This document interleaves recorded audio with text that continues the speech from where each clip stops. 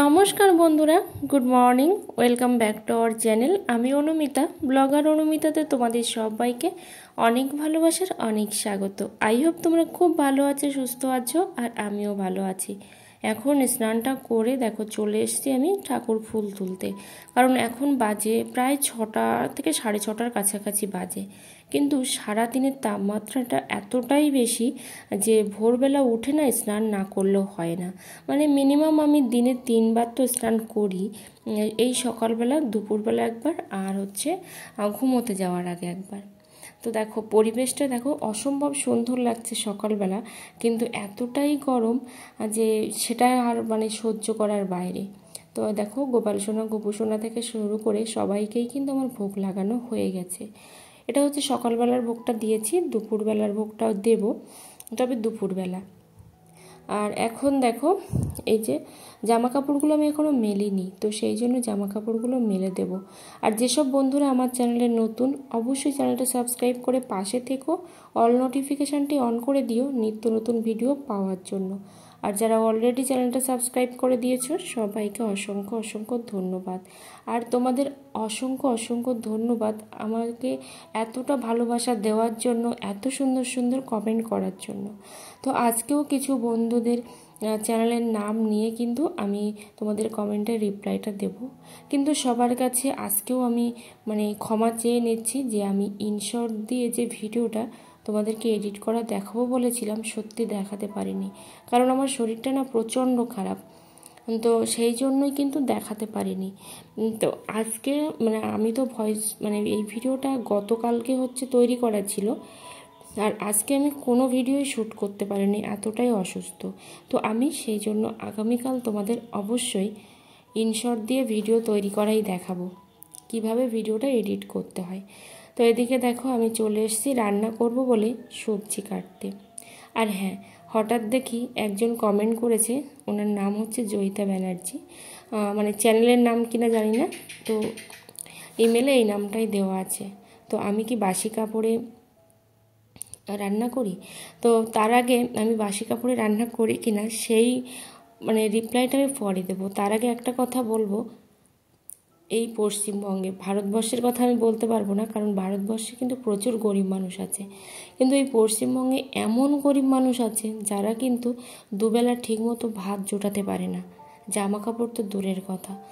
স্টেশনে শুয়ে থাকে, তারপর এখানে ওখানে শুয়ে থাকে, বসে থাকে, এতটাই কষ্ট করে জীবনযাপন করে।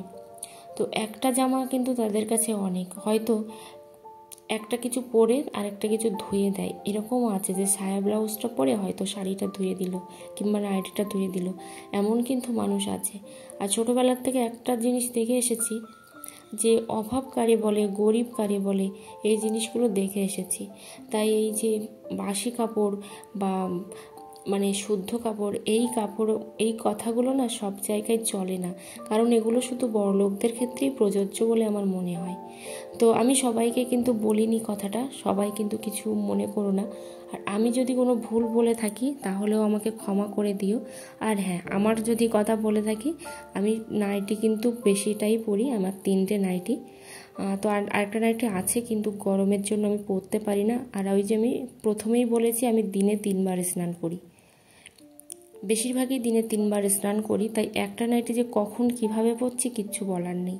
তাই হয়তো মনে হতেই পারে যেটা আমার বাসি নাইটি, এরকম মনে হতেই পারে কারোর, কারণ ওই যে আমি হয়তো সকালে যে নাইটিটা পরছি সেই নাইটিটা আবার সন্ধ্যাবেলাও পরছি, কিংবা সকালবেলা উঠেও দেখা যাচ্ছে সেই নাইটিটা পরেই আমি ঠাকুর পূজা থেকে শুরু করে অন্য কাজও করছি। ওই যে আমি যেই স্নান করি সেই কিন্তু নাইটিটা একটু হলেও সাবান দিয়ে বা কিছু ডিটারজেন্ট দিয়ে কিন্তু আমি ধুয়ে সেটা মেলে দিই। আর প্রচুর যেহেতু গরম, রোদ্দুর, তার জন্য কিন্তু শুকোতে টাইম লাগে না, সেই জন্য হাতের কাছে যেটাই পাই সেটাই পরি। তো সেইটা কখন কিভাবে পরছি আর সেটা কিচ্ছু বলার নেই। তো তার জন্য সত্যি অসংখ্য অসংখ্য ধন্যবাদ যে এইভাবে বলার জন্য যে আমি বাসি কাপড়ে রান্নাবান্না করি কিনা। তবে আমি বাসি কাপড়ে করি না, আর যদিও বা করে থাকি তো সেটা পরিষ্কার জিনিসপত্র। তো ওদিকে দেখো আমার সবজিটা কেটে এদিকে রান্নাটা বসিয়ে দেওয়া হয়ে গেছে। আর এখানে রান্না হচ্ছে আলু দিয়ে, উচ্ছে দিয়ে, কলা দিয়ে, বেগুন দিয়ে, একটু শুক্তো মতোই হচ্ছে, কারণ এতটাই গরম আর এতটাই রোদ্দুর।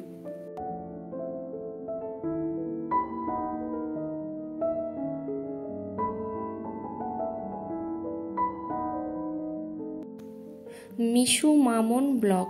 দিদিভাইটা লিখেছে, আপু কষ্ট পেও না, একদিন সব ঠিক হয়ে একদিন ঠিক সফল হবে, তোমার ভিডিও না দেখলে ভালো লাগে না। সত্যি অসংখ্য অসংখ্য ধন্যবাদ দিদিভাই বা আপু তোমাকে। আর তুমি যে অল্প দিনে আমাকে এতটা ভালোবাসা দেবে আমি কিন্তু ভাবতেই পারিনি। তো তোমরা সবাই ওই দিদিভাইয়ের চ্যানেলটা কিন্তু ভিজিট করতে পারো, মিশু মামুন ব্লগ। অবশ্যই কিন্তু দিদিভাইয়ের চ্যানেলটা তোমরা ভিজিট করো। তারপর হচ্ছে পায়েল মণ্ডল লিখেছেন, ভালো লাগলো ভিডিওটা, তো thank you so much. Pranita Das, খুব ভালো লাগলো, এইভাবে এগিয়ে যাও, পাশে আছে দিদিভাই। হ্যাঁ অবশ্যই, তুমিও আমার পাশে থেকো, আর আমিও কিন্তু সবারই পাশে আছি। তবে তোমরা কিন্তু প্রণীতা দাস এই চ্যানেলটা কিন্তু ভিজিট করতে পারো। উনি হচ্ছে শর্ট ভিডিও বানান আর খুব সুন্দর সুন্দর কিন্তু ভিডিও তৈরি করেন। তো প্লিজ সবাই তোমরা এই চ্যানেলটাও ভিজিট করো। সোমা গাঙ্গুলি 86, খুব সুন্দর হয়েছে, তো থ্যাংক ইউ সো মাচ। সবাই অনেক অনেক ভালো থেকো, আর সবাই কিন্তু আশা ছেড়ো না, সবাই হচ্ছে ভালো ভালো ভিডিও দিয়ে যাও, একদিন না একদিন দেখবে সব কিছুই ঠিক হয়ে যাবে। আর সবাই কিন্তু ভিউজের পিছনেই দৌড়াও, সাবস্ক্রাইবারের পিছনে দৌড়িও না, কারণ সাবস্ক্রাইবার কিন্তু ভিউ হলে অলরেডি চলে আসে। তো সেই জন্য সাবস্ক্রাইবারের পিছনে না দৌড়িয়ে ভালো ভালো ভিডিও তৈরি করো, তাহলে কিন্তু ভিউ হলে অবশ্যই সাবস্ক্রাইবার চলে আসবে। আর রূপা পাত্র লিখেছে, হ্যাঁ পরে নামটা সংশোধন করে নেই। হাই, আসলে আমি পশুপ্রেমী, আমার বার্ডস ক্যাটস আছে, তাই রিয়াঙ্কার ভিডিওটা দেখতাম, এখন আর দেখতে ইচ্ছা করে না। তো আমি জানি না কেন দেখতে ইচ্ছা করে না, তবে ওই দিদিভাইয়ের কিন্তু একটা বিড়াল আছে মনুসোনা, আমার ভীষণ ভালো লাগে। তো যাই হোক, আমার আর কিছু বলার নেই। তো সবাই এইভাবে আমার পাশে থেকো আর আমার সাথে থেকো। পিয়ালি দাস, খুব সুন্দর লাগলো, সত্যি কষ্টের জীবন। তো তোমার ভিডিওগুলোও কিন্তু খুব সুন্দর, আর তোমরাও সবাই কিন্তু পিয়ালি দাস এই দিদিভাইটার চ্যানেল কিন্তু তোমরা ভিজিট করতে পারো। অবশ্যই গিয়ে কিন্তু তোমরা একে অপরের ভিডিওগুলো দেখো, সাথে থেকো, পাশে থেকো, আর প্রত্যেকেই কিন্তু প্রত্যেকের ভিডিওগুলো দেখো। তাহলে কিন্তু একে অপরের পাশে যদি থাকা যায়, সাথে যদি থাকা যায়, তাহলে দেখবে যে সবাই কিন্তু ভিউজ পাচ্ছ, আর আস্তে আস্তে তখন কিন্তু অ্যালগোরিদমও তোমাদের ভিডিওর ভিউ কিন্তু বাড়িয়ে দেবে। হয়তো আজকে আমি দেখছি, কালকে তুমি দেখছো, এই করতে করতে একটা দিন আসবে যেদিন কিন্তু অ্যালগোরিদম এই যে কোনো চ্যানেল বা যে কোনো ভিডিও কিন্তু প্রমোট করে দেয়। তো এইভাবে পাশে থেকো। আর এইটা হচ্ছে দেখো কুলো, আমাদের গ্রামের প্রত্যেকটা বাড়িতেই কিন্তু কুলো থাকে, আর আমাদের যেহেতু জমি আছে কুলো তো থাকবেই। তো লাগে চাল ঝাড়ার জন্য, তারপর ধান বাতাস দেওয়ার জন্য, এগুলো কিন্তু লাগেই। তো মাসিমাদের বাড়িতে গিয়েছিলাম 3 থেকে 4 দিন আগে বোধহয়। তো সেই সময় দেখো এই লঙ্কাগুলো দিয়েছিল আমাকে, কিন্তু লঙ্কাগুলো আর বের করা হয়নি। এত অসহ্য গরম যে কোনো কাজ করেই যেন শান্তি পাই না।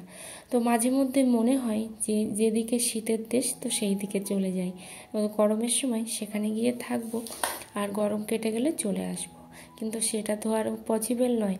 তো দেখো প্রচুর লঙ্কা, আর লঙ্কাগুলো কিন্তু একেবারেই মচমচে, কিন্তু তবুও ভাবলাম যে না, 3-4 দিন তো প্যাকেটের মধ্যে ছিল, তো তার থেকে বরং আর একটু রৌদ্রে দিয়ে তারপর লঙ্কাগুলোকে তুলে দেব।